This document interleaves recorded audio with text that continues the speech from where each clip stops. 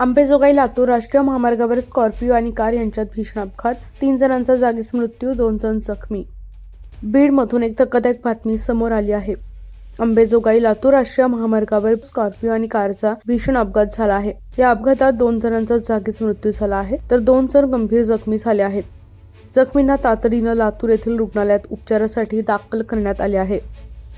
मिळालेल्या माहितीनुसार बीड लातूर जिल्ह्याच्या सीमेजवळ सोमवारी रात्री हा भीषण अपघात झाला. स्कॉर्पिओ गाडी आणि कारचा समोरासमोर धडक झाली आहे.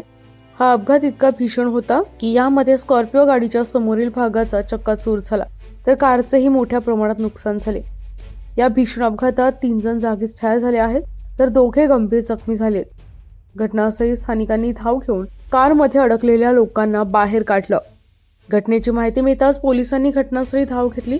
स्कॉर्पिओ आणि अपघातग्रस्त कार महामार्गावरून बाजूला करण्यात आली. अपघातातील जखमींना तातडीनं लातूर येथील रुग्णालयात उपचारासाठी दाखल करण्यात आले आहे.